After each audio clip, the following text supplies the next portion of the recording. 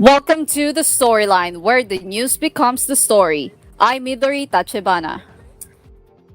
Our storylines this week. It's going down now. Vice President Sara Duterte's impeachment complaints found sufficient in substance. Is this the start of the reckoning? The plot thickens. Former Public Works Undersecretary turned state witness reveals a major bombshell in the flood control scandal.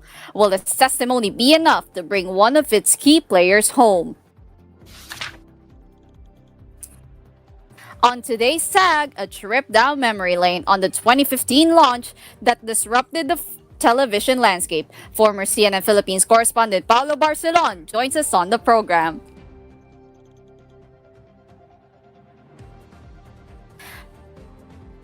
The storyline starts right now.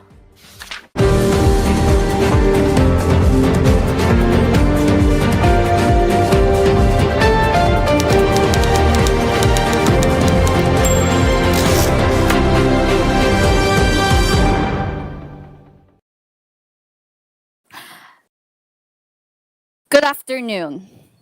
Thanks for joining us here on the storyline. This is a newscast meant to dive deep into the biggest issues the world is facing. Just like how a screenplay works, we are going to break down how these stories came to be. These characters in each of these will be dissected and establish how the story unfolds. That's what the storyline is for. If you're looking for a program that goes further into the news, we got you. We begin with arguably the week's biggest story in the world of politics.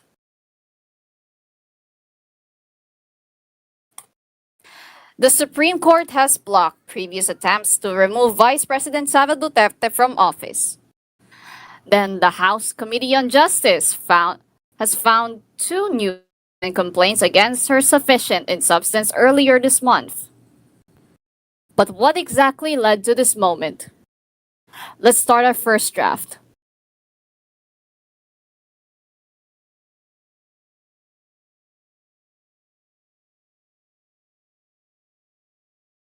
Wait.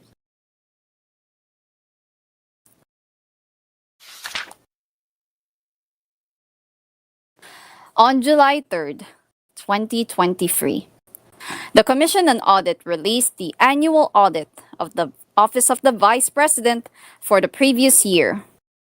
There, the Commission found the OVP spent 125 million pesos on confidential funds during the second half of 2022. The first impeachment complaint was filed on December 2nd by a coalition of various progressive organizations and endorsed by Akbayan Representative Percy Sandanya. According to the complaint, they want Duterte indicted for abuse of power and plunder. 2 days later, another was filed, this time by former congressmen, and endorsed by the Makabayan bloc of ACT Teachers Representative Franz Castro, Gabriela Representative Arlene Brosas, and Kabataan Representative Raul Manuel. The accusation is of Duterte abusing her power in her misuse of confidential funds.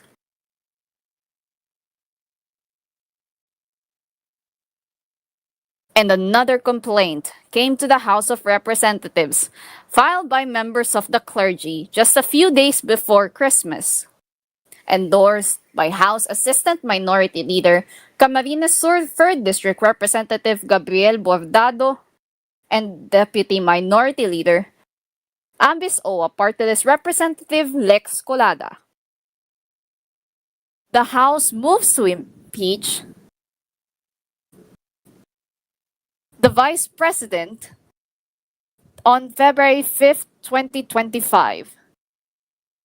After 215 lawmakers, or over two-thirds of the Congress's majority, supported the fourth complaint filed on the same day. An, addition, an additional 25 congressmen who weren't able to attend the previous session signed the impeachment complaint a day after, bringing the total number of signatories to 240. The list included Representative Sandro Marcos of the 1st District of Ilocos Norte and Speaker Martin Romualdez, both relatives of the current president. On February 19, the Vice President Duterte asked the Supreme Court to foil the impeachment trial according to constitutional provisions, with supporters filing a petition for the same reason. In a letter dated February 24th, then Senate President Francis Escudero states the impeachment process will begin June 2nd, where the articles of impeachment will be read upon the return of the session.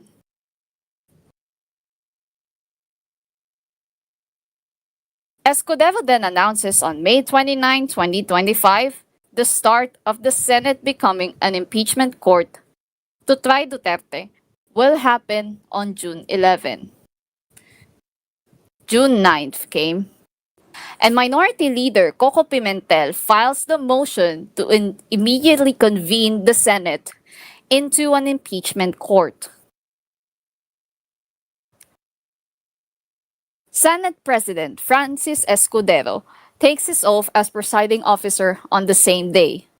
The next day, however, the Senate Impeachment Court returns the articles of impeachment against Duterte to the House of Representatives due to constitutional flaws.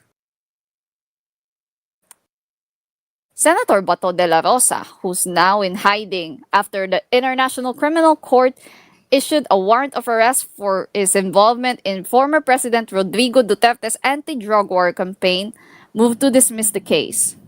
Senator Alan Peter Cayetano amends the motion to instead return them to the House until they certify that it's not a violation of the Constitution, which was supported by 18 senators. 5 opposed. Senators Risa Ontiveros, Coco Pimentel, Nancy Binay, Win Gatchalian, and Grace Poe. The next day, June 11th, the Office of the Vice President receives the articles of impeachment and given 10 days to respond.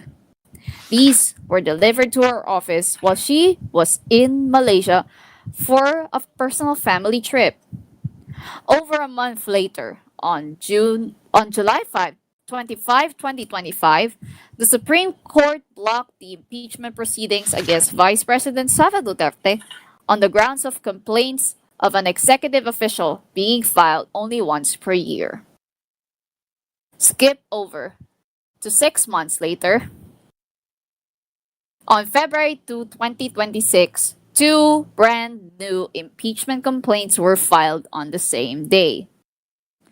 First was the Makabayan Bloc and its allies, who filed due to betrayal of public trust related to fabricating liquidation reports and using falsified documents to submit to the Commission on Audit to justify their use of confidential funds. And the other, due to her refusal to recognize Congress's authority in budget deliberations and conduct investigations in aid of legislation. Then a few hours later, civil society organization Tindig Pilipinas handed over a separate complaint to Congress for betrayal of public trust, violation of the Constitution, and commission of high crime over these. Plans of assassinating the president and his wife, as well as his cousin, misuse of confidential funds during her time as vice president and Department of Education secretary, distribution of monetary gifts to DepEd officials in procurement-related functions, unexplained wealth and failure to disclose all properties and interests in properties in her statement of assets, liabilities, and net worth, and her involvement in the extrajudicial killings of Davao Death Squad during her time as Davao City Mayor. The Secretary General of the House of Representatives announced that they have accepted these and sent over to the Speaker's office.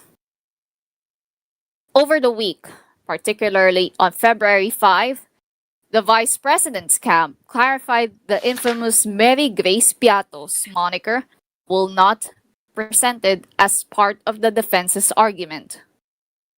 The next day, House Secretary General Cheloy Belicaria Garafil announces the complaints were relayed to House Speaker Faustino Boji D. III. Just a week after these complaints, a third was filed for betrayal of public trust, graft, and corruption over the supposed use of confidential funds. That was forwarded the next day.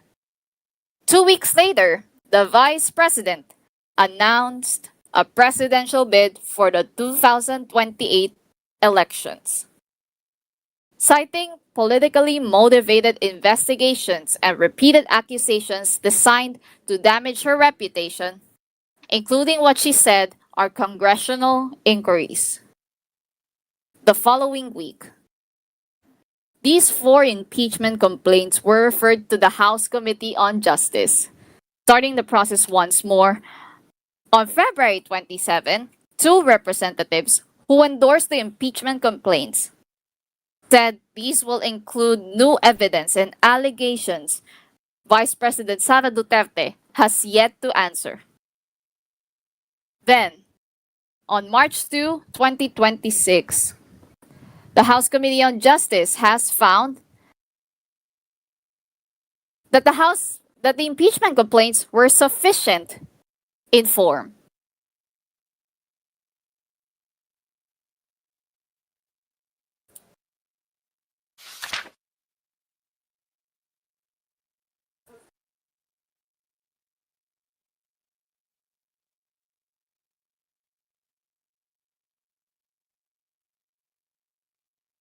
Representative Loy,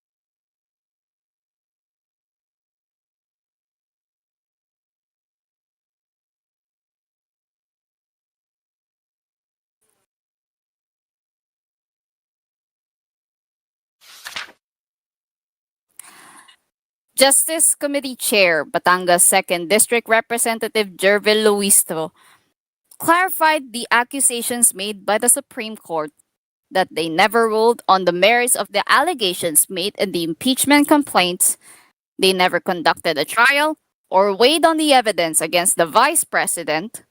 Therefore, not an excuse to, according to Luistro, absolve anyone of wrong. They found the complaints sufficient in substance on March 4th, which now gives Sara Duterte's camp to answer within 10 days. A week later, on March 11th, Deputy Minority Leader Akbayan Representative Chel Jokno asked the House Justice Committee to take custody of Duterte's alleged former aide Ramil Madriaga due to security concerns. Then, on March 16th, the Vice President's camp filed their answer to the complaints as an answer ad cautelam, a precaution due to not seeing a need to answer based on ultimate facts that supports the allegations against her. On Wednesday, March 18th, 2026, House Justice Committee Chair Jervil Luistro said the hearings on the vice president's impeachment complaints is set to commence on March 25, with subsequent trials during the month of April.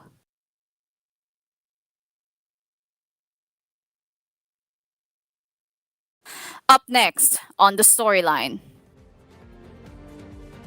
the plot thickens. State witness, former Public Works Undersecretary Roberto Bernardo claims he received gratitude money from Zaldico. What now of this information? Find out when the storyline returns.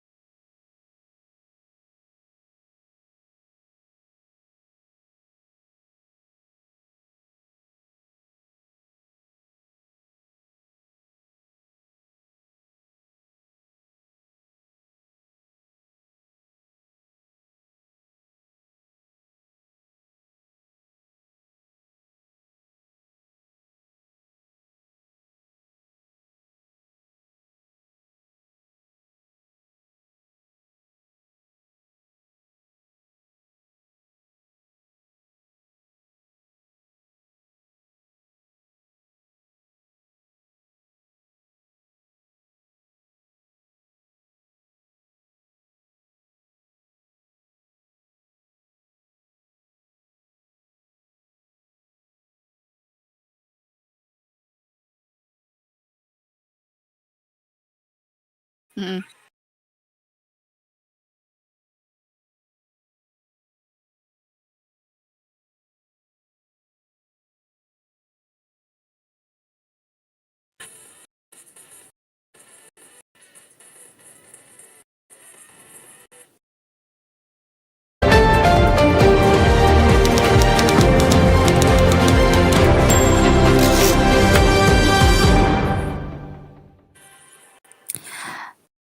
Welcome back to the storyline.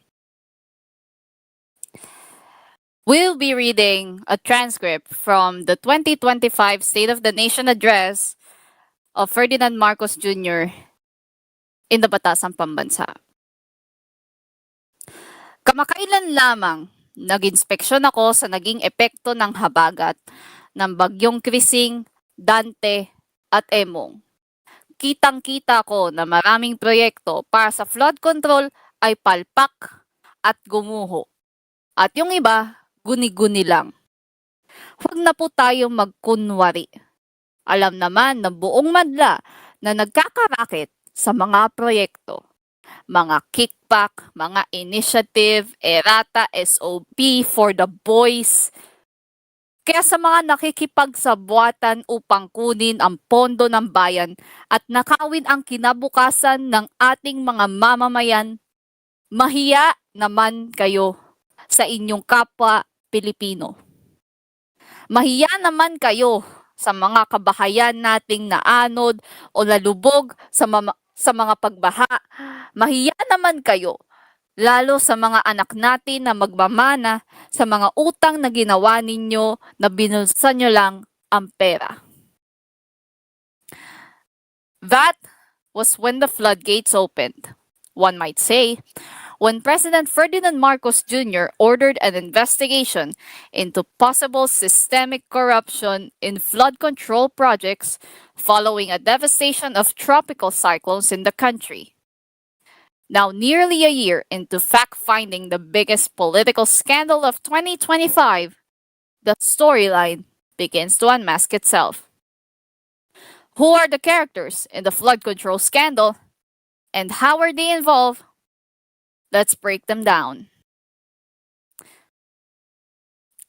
It was during that State of the Nation address where we first knew of the deliberate manipulation done by lawmakers to cash huge amounts of money into their own bank accounts instead of the people receiving what they pay for. Good infrastructure, sturdy roads, safe passageways that will not ruin your day.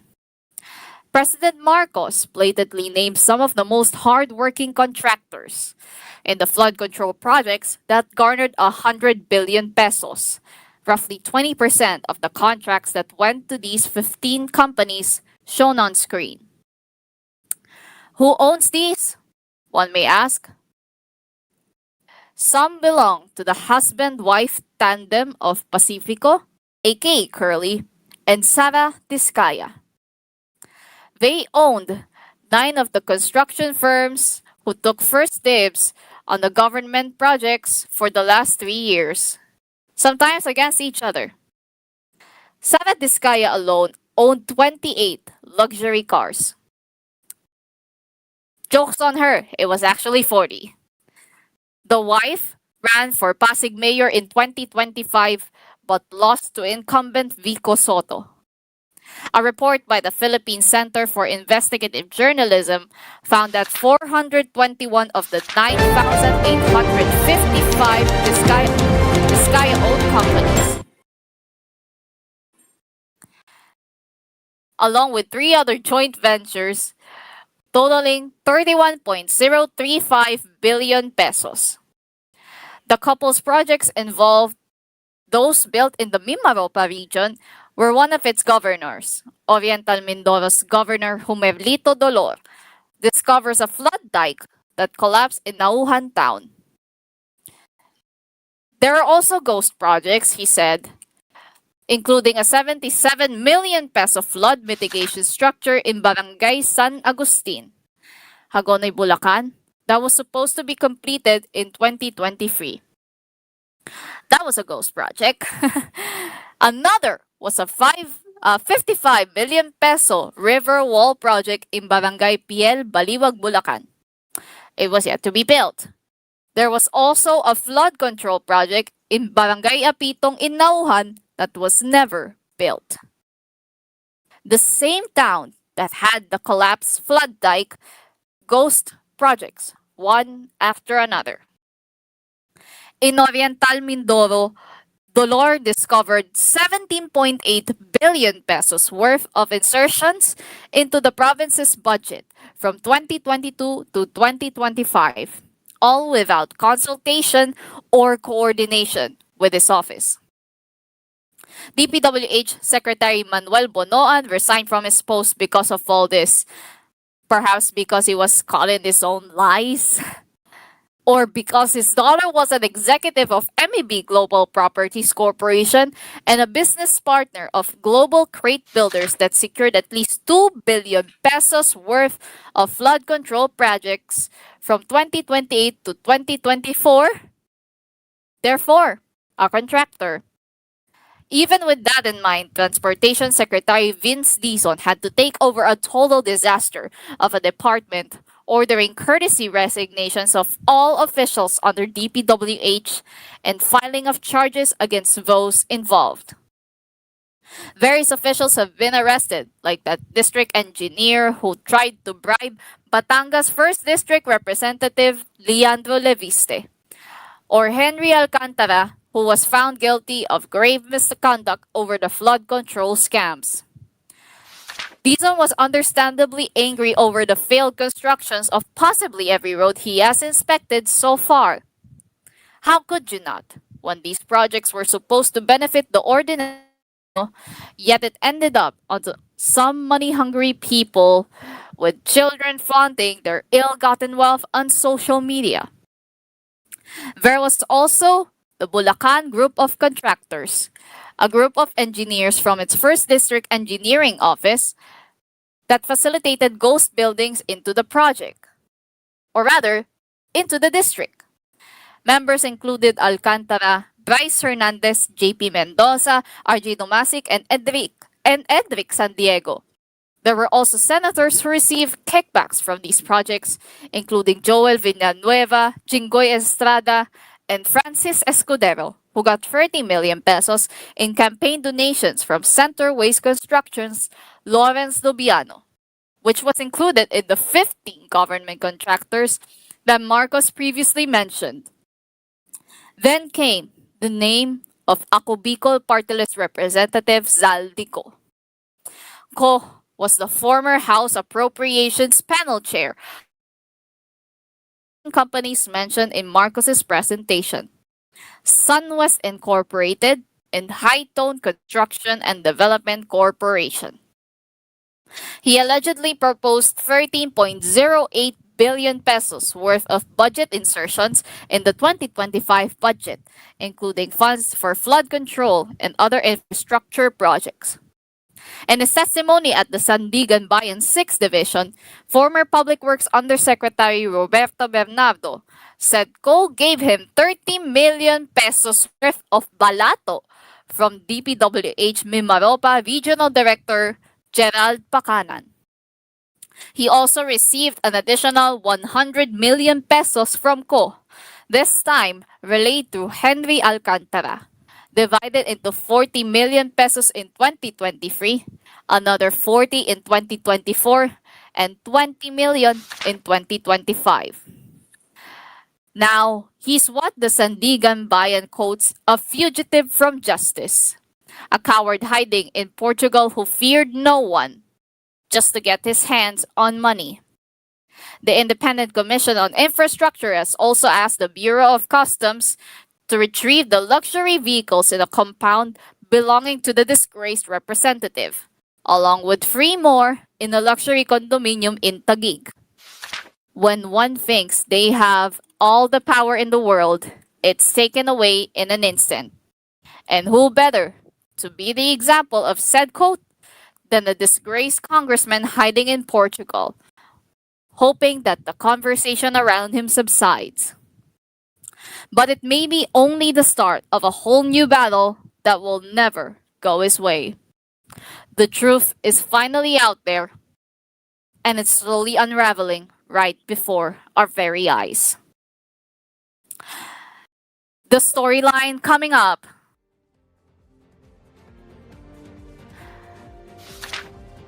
A trip down memory lane on the 11th anniversary of the local CNN affiliate.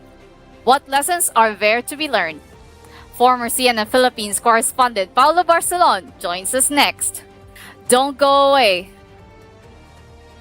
The storyline will continue after this.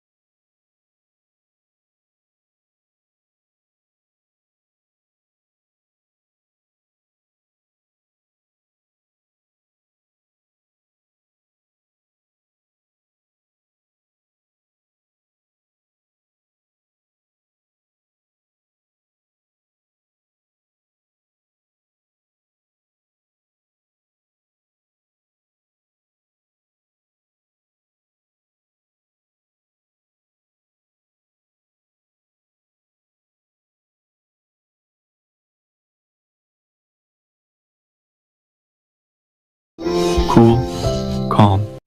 Canyon Choco Biscuit.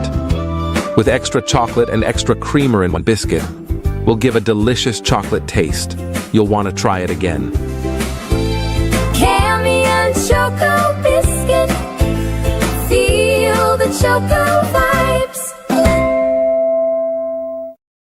Have you ever tried delicious French toast and freshly baked bread? If not, don't worry. You can find them here at Charms Pastry and Bakery. Made with high-quality wheat flour, fresh eggs, and rich maple syrup, every bite is made to satisfy everyone's cravings. Best part? You can enjoy all of these wherever you are at a very affordable price.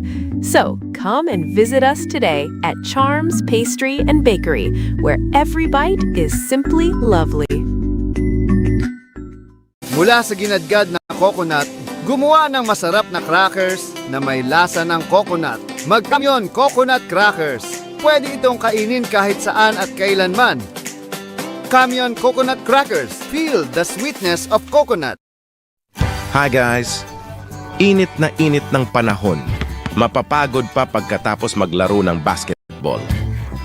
Iniisip niya ano-anong dapat na inumin ito.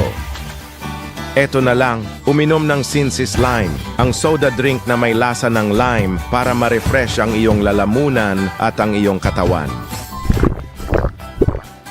Fresh, di ba? Sinsis Lime, nakaka-fresh talaga to.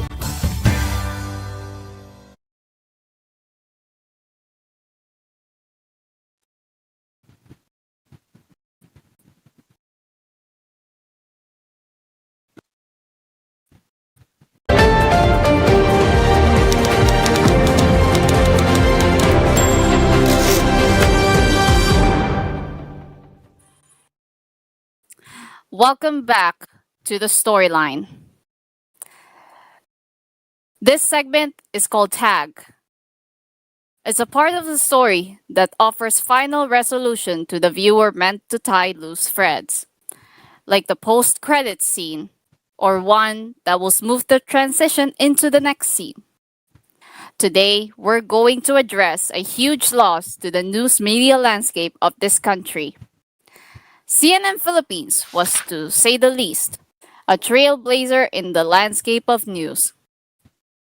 Monday, March 16th marked the 11th year of the launch of an international network's affiliate in the country. It was an outlier of sorts because of its approach to news. Straightforward, just like its home network. There are those lucky few who get to be part of the 9 years CNN Philippines was on the air, whether in front of the camera or behind it. And now one of them gets to tell their story, a story from the inside we've never seen before. Our cool news correspondent, Paulo Barcelon, joins us now.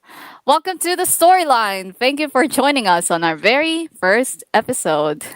Thank you for having me. It's a pleasure to be here and congratulations. I hope na sana tumagal tong programa and I'm very very thrilled to be here. Thanks for asking me to be on your first show of all shows, diba? It is our pleasure. What I wanted to ask.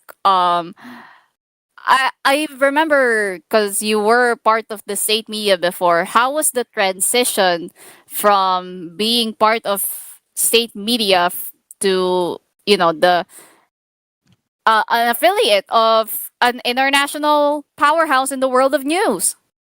Well, I think it's really the discipline that comes with it. When you start in state media, things start off as you need to be pro government.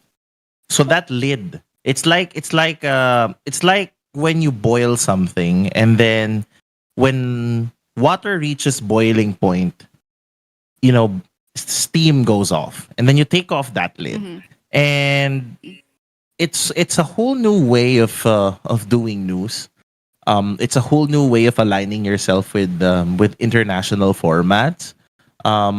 We were a local company, but we had Mm-hmm. an international identity. So Mm-hmm. the alignment between the bureau in Manila and Atlanta has always been something that's been I would say historic, Mm-hmm. something that really opened my eyes into what journalism was all about. Because when I Mm-hmm. entered from state media, I had just started covering the Senate around a couple of months in, and then I Mm-hmm. decided to take my talents elsewhere. So when Mm-hmm. CNN Philippines came calling, it was a no-brainer. I had to go to the audition, go to the studios, and it really dawned on Mm-hmm. me that hey, it's like in wrestling, you start out in the independent circuit and then you've just made it to one of the bigger players.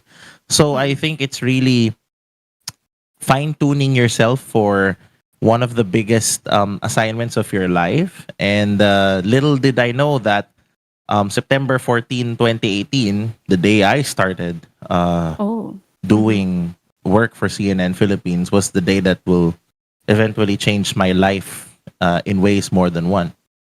Mm-hmm.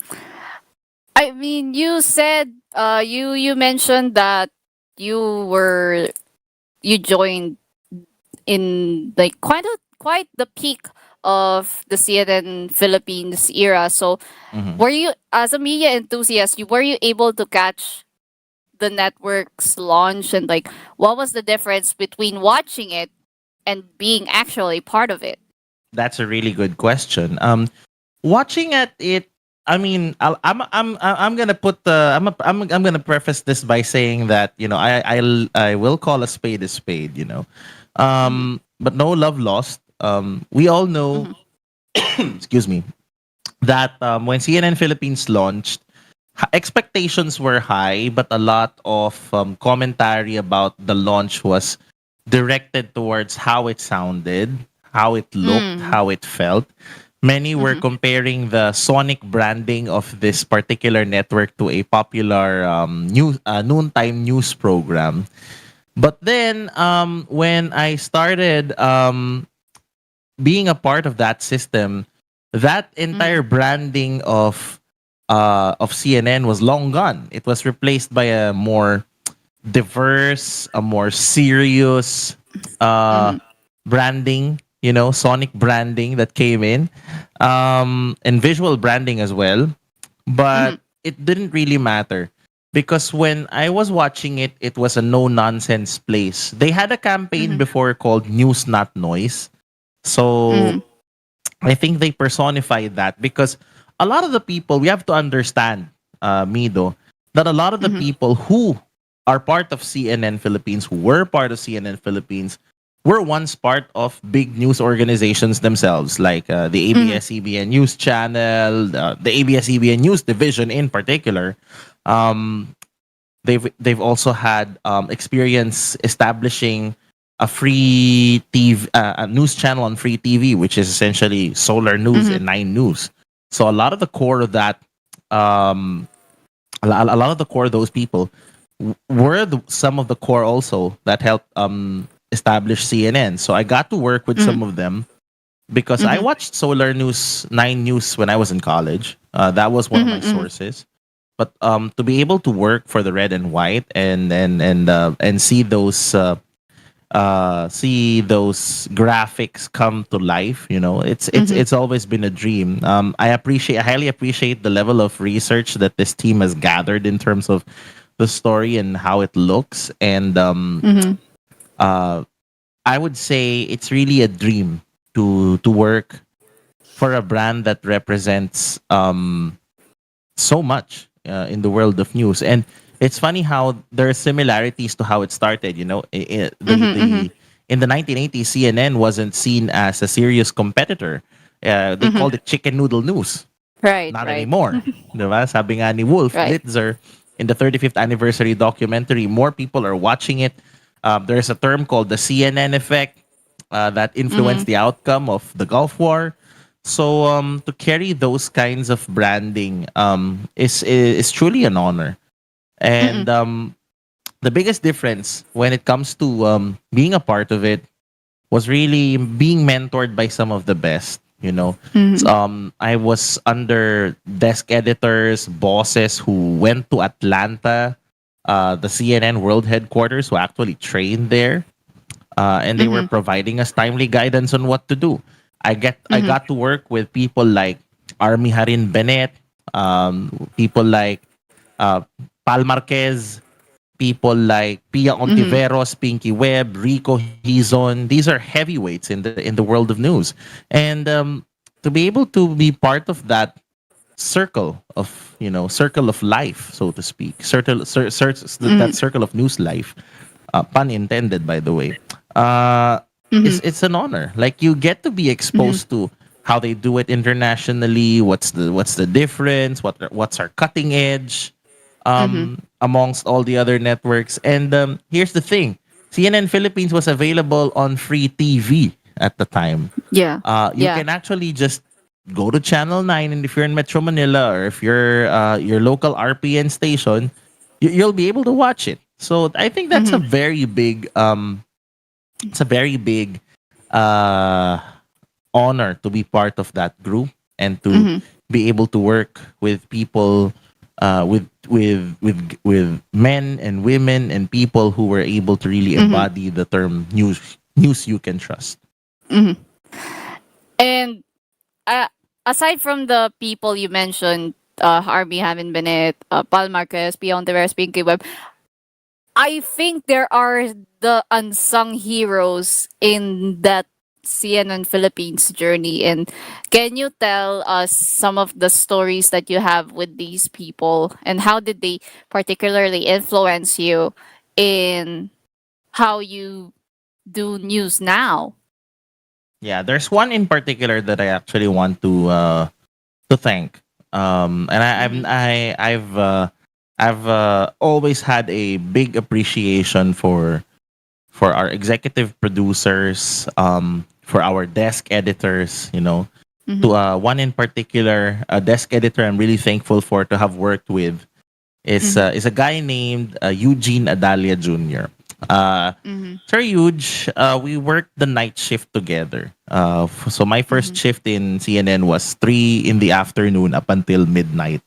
So he was a long-time producer for ANC, and he became my desk editor. So I think this is the first time I'm gonna go on record and tell this story publicly. I've always told my closest friends about this, but I'll spare you some of the heavy details. But in the long and short of it, Sir Eugene was one of those people who really believed in what I can do, and that he was a guy that really personified what a news mentor should be. Mm-hmm. because he was the one who helped establish that certain identity for me as a journalist. You Mm-hmm. know, like no Mm-hmm. one does this better than how you do it. Mm-hmm. He was able to like ground me in writing, you know, fix the Mm-hmm. way I write, and I still somewhat apply some of the lessons he taught me. He now works for Mm-hmm. ABS-CBN, by the way. So just a little shout out, Sir Huge. If you're listening to this, thank you for everything sa lahat ng Mm-hmm. ginawa mo para sa akin. Habang buhay kong tatanawin ng utang na loob yun. Um, Mm-hmm. in I hate to go back to professional wrestling because you know this and people like Anima knows this. You know, Mm-hmm. you can't survive such a cutthroat business without mentors. And I think yun yung that's the difference that working in CNN has. With all due Mm-hmm. respect to my other colleagues who work in Mm-hmm. different networks, it's really the hands-on mentorship because we were a Mm-hmm. smaller newsroom. We weren't as big as the ABS-CBN, like Mm-hmm. TV5 or GMA. Mm-hmm. We weren't as big as them, but we were as close knit as one of the most close knit units ever. And I Mm-hmm. also want to thank people who helped me. Before, again, this is the first time I'm going with this publicly, you know, and I'm doing it on your Mm-hmm. debut show. Thank you. I never really trusted myself in terms of writing articles when I started out. Mm-hmm. I've always locked Mm-hmm. in with the thought that I will be able to. I've always locked into the thought that I'm just a broadcast guy. But you know, the Mm-hmm. pandemic came. All of us Mm-hmm. had to do a lot of work. We had to go to social Mm-hmm. media, and frequently, during COVID time, our facilities would normally be closed because of Mm-hmm. the amount of COVID infections that happen in the Worldwide Corporate Center where we used to work. Mm-hmm. So we had Mm-hmm. to learn pretty quick the ropes of multimedia, multi-platform, Jorn. So I've always been afraid of writing articles, but it is through uh people like it is through people like the digital team there, people like Laratan, CJ, Marquez, Gali Quinones. I can name a whole host of other people in the digital department. Pia Garcia, my former colleagues and two of my best friends, Patrice Manuel Baldivia and Brian Basa. Yes, the same Brian Basa used to be with TV5. We worked CNN Oh. together. So these Mm-hmm. are people that really helped me uh, gain that confidence, you know, Mm-hmm. in doing all these types of things. So since we were a smaller team, there were bigger Mm-hmm. opportunities to grow, and those opportunities are something I grabbed and something that I also took advantage of, and Mm-hmm. it's something that I will be forever grateful for. And you were I was gonna ask this later, but you mentioned it already. Like I know you said to me before that you left the company shortly before it was shut down, but what was the atmosphere like when you left and the impending I believe it should have been like impending an impending announcement within the company that CNN Philippines was gonna shut down. So how hard was the loss taken by the people inside CNN Philippines? Mm-hmm. Well, for full disclosure, I stayed with CNN until 2022, just before the onset of the Marcos Jr. administration. So I left Mm-hmm. to pursue other ventures. So I tried my hand in other things, you know. But as fate would have it, I returned Mm-hmm. to journalism nearly 3 years later Mm-hmm. with Billionario News Channel, of which I left since February of this year. So it was a good 1 year run. It was a good return. But Mm-hmm. I think the biggest there were rumors that I've been hearing Mm-hmm. in 2023 or early 2020, yeah, 2023. Mm-hmm. 2023, we did this big party in one of the anchors' houses. I will not mention who on air. And then there were already like talks of rumors, unconfirmed reports that the network might shut down. So that was pretty that was pretty hard to take. Uh, Mm-hmm. when I went to that Anchor's house and we had a party, I was surprised that company vehicles were being brought in to attend to that huge party. I've been hearing no one was confirming anything, but the mood was like, okay, it had that feeling of a swan song, you know. I was in that party. I saw everyone. I saw people like Rico, reporters of CNN, past and present. Yeah, so we're talking past. By past, you mean people like Miro Capili, people like now Congressman Brian Poe, who were there. So and we had a lot of CNN has had a lot of reporters over the years, and I just want to quickly shout out some of them who are either working in different capacities, but some have left journalism entirely. People like si Ate Caroline Bonkin, who also was with ABS-CBN for a long time. Trisha Terada, who I got to work with Yes. during campaigns with one of the airlines, one of the country's leading low-cost airlines. So Yeah. there's Joyce Ilas, who also used to work Yeah. for, and I'm not sure if she's still with Strat-based ADR. I'll just quickly check that out. And there are people who are still in journalism. People like Anjo Alimario, who's been training journalists at the highest level in terms of competitions. You have people like Yeah. David Santos, who I really genuinely look up to, one of the best who's ever come from Mindanao. He's working in Taiwan now. Sino pa ba yung mga naging reporter namin dati? Ang dami. Chrissy Di Matulak. We've had Jeline Fule.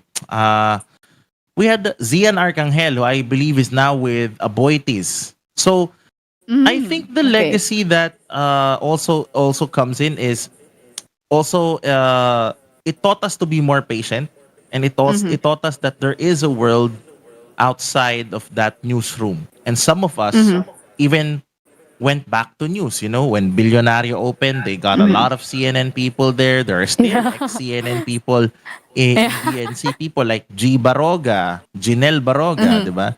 People like Frances Gutierrez. These are people who Yes. many people of you don't know these names, but like they are very instrumental in shaping that network. Some of the old CNN people are with the spiritual successor of CNN, which is Newswatch Plus. So I still see Sir Kali there. I still see Sir Chris Paraso, one of our senior editors there. CJ Marquez is working with Newswatch Plus. So, and then Yeah. there's also people like Paulo Abrera, people like Christine Jacob Sendejas. They've moved. They're still with Newswatch, and the soon to be husband and wife tandem of Pauline Verzosa and Andre Felix, very very good friends of mine. We did the sports together. We did the Sea Games together. Now Andre and Pawi are blossoming in their careers over at the Reliance, or as would like to say, the other side of Mandaluyong. So yeah, AC Nichols, buti na mention mo yung mga pangalan na yan, because these are Yeah. really good people, and also shouting out the crews, the news crews who used to work there. Yeah. People like Harold Paras, Chris Salvador, shout out sa inyong dalawa, because those two are people that I've worked with closely. I've also worked with people like Francis Buenaventura, Dwayne Ramirez, na galing CNN din yung mga yan. Andyan din sina Kuya Emerson Resurrection, one of our field producers who always coordinates us when there's live. And I think also there's people, EPs like Miss Arnie Resonto. Yan, ang dami. The list goes on and on and on. So, there's just a lot of people who worked for CNN that are really growing and thriving in the fields that they have moved on. But one thing that we will never forget from serving that brand is yung sense of responsibility namin to our audience. that at least every night when you watch our programs, it's not all about the noise. It's all about news, and a lot of people in the media enthusiast community, left and right, have seen it as a source of inspiration. That these things could come true. The locals A local franchise was once born here. So I think it's really it harks back to an old tagline used by Solar News Channel back in the day. Yan pala si Ate Ruth Cabal, very Yeah. good friend of ours, now with TV5. TV5. Yeah, Mai Rodriguez, who I also got to work again when I was in PNC. Billionario. Menchu Macapagal, who anchors Newswatch now. So many names to mention. Of course, well, Pia's doing her podcast, Pinky's doing On Point and Agenda with Corina. Andyan din si And Sir Rico, George. di ba? With SM in Focus, saka The Exchange. So, again, the list goes on and on and on and on. I can go on and on for 1 hour and just tell a story about every single person I've worked with there. But I think, yeah, really, it's really more of informing and inspiring people. That's it. And I thinking like we're playing like the stories, the most historic videos the of the whole tenure of CNN Philippines. And now, what are some of your most memorable stories when you were part of the network? And I want you to go ham about this before we go. Oh, sure. I think one for the record books would have to be Taal volcano talaga. Briefly, I was doing it was my second day on the weekend doing the hourly updates when Pag-asa started tweeting around 2 o'clock afternoon, January 13, 2020. I can never forget that date. I didn't have my go bag with me. I saw tweets, I saw Fevox updating people that, hey, this was gonna be big, and we were no less than probably less than an hour. We were already setting foot towards Tagaytay, and that would be like one of the longest days of my life. Having to see an eruption up close, um, having to break it on national television without hesitation. I think that's the power that we had, as opposed to other networks that they relegate it to narrowcast. So since we had the free TV franchise, we had the free TV broadcast, we can literally bring these stories quickly and really, bring it in such a way that people can see the immediacy.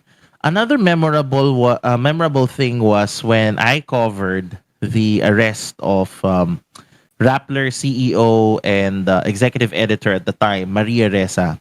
Uh, I got a handle of I just literally handed off another story. I literally just pressed enter on my company issued laptop.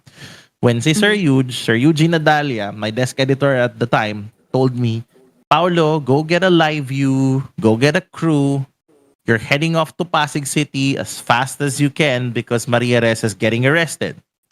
So we didn't have like big resources or OB vans. It was just me, and I gotta give him a very quick shout out, Ate Erwin AC. Dizon, who hooked up his camera to the live view on his back. So for the next 6 hours, he had nothing on his back but that mobile transmitter connected to his camera. So we were the first television network to break that story live. That was News Night, alas 6 ng gabi yun. And then I remember having to do an interview on the air.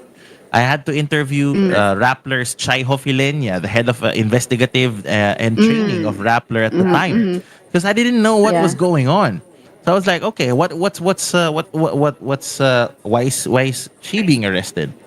And then I remember how the chaos was so controlled, which is weird, right? You're supposed to be hearing Yeah. people screaming in your ear, diba?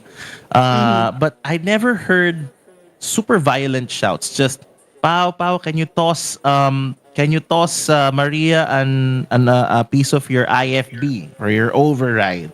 So I tried, I failed because they were speeding up to the NBI. And I remember doing an ambush interview with attorney Darwin Angeles, of all places, Okay. beside the ladies' restroom, beside the banyo. You can check it on the live stream. We were interviewing attorney Darwin Angeles live on the air sa tabi ng CR sa may entrance ng Rappler office.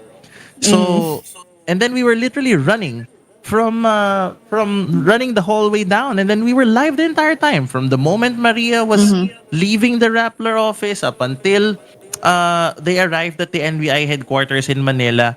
It was quite the experience, and the shocking thing was in those live feeds that we were feeding to the office. Apparently, uh, nakapatch pala yon sa Atlanta. Apparently, CNN, the mothership, was like we like to Oh. call it, the mothership was watching, and they were able to see our live pictures.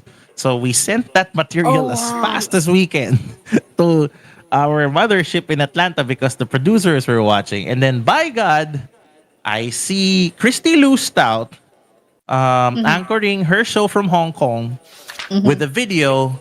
You can look it up on YouTube. She was interviewing one of Resa's counsels, attorney JJ Dicini. You can see there that the footage that they used for the Maria Ressa arrest was ours. So yeah, I think that was one of those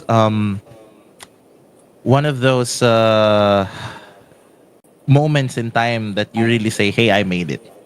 I'm gonna I am gonna link it to our Chat. group Yeah. chat so TOC can play some of that file. So yeah, uh, that's one story really worth remembering. Those two, I mean. And then, we've seen on the footage that we've seen the Al eruption, the COVID pandemic. Um you've covered so many stories, and uh do you believe that there is that spirit of CNN Philippines that kind of lives on within Oh you yes, and your colleagues, and definitely. just how important It's was it? really doing it right. It's really doing news Mm-hmm. right. It's the patience, the nose for the story, and that even journalists can get to have fun.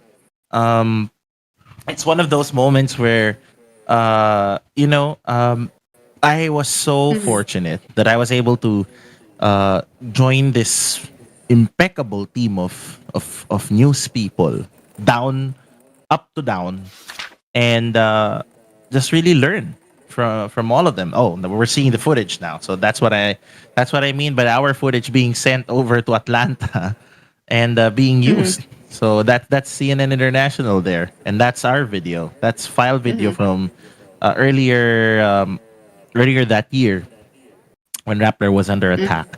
So to be able to see our work being put there, it's just surprising.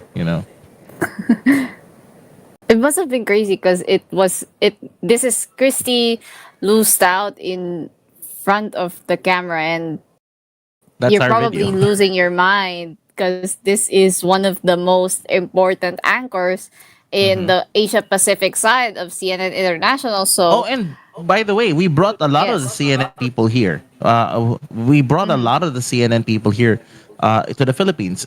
When Oh. Boracay was closed and reopened, Anna Coren was there. We had Ivan Yeah. Watson here. We had Yeah. all of these legendary names and faces that you see. They've also had an opportunity also to work in the Philippines. So I think that really Yeah. helps. And any final words like before we end the program, because I know CNN Philippines was so important to you, but what is the lesson that needs to be learned by the news media right now upon seeing the history of what CNN Philippines, how CNN Philippines ended up. I think the greatest lesson the greatest lessons here are three things. One is do it right. Number two is um there will always be stations that will take in journalists not for what they look, not for what they see or how they sound, but it's for their credibility. And I think the third one and the most important one was we did the news with not so much fanfare. Again, I have to call a spade a spade. I have to, as what wrestlers call a shoot, you know. Right nowadays, reporters are chasing getting clout. Okay, Yeah. nowadays reporters want to be featured in a page that literally has no context. You know, we enjoy being featured every now and then, but we gotta Yeah. remember the core of why we do what we do, and it's putting the story first before ourselves. And I think that's the culture na natutunan namin sa CNN dati. Don't always make it about yourself. Make it about the story. The story matters more than you. So ngayon kasi parang and I just really have to say it out loud that I mean I like it that sometimes you get featured on pages, you do virals, people stan you. But you got to remember that in order for you to succeed in the journalism industry, it's not always about how you look. It's not always about how viral your memes are, how viral your presence are, how much singing you do in front of the camera. It's not that. Okay. It's about how you do journalism and journalism that matters. Because in CNN Philippines, we were just tools. We were just tools in the right way. I mean, we were doing our work and we were happy doing our work. Yeah. There's no substitute for hard work.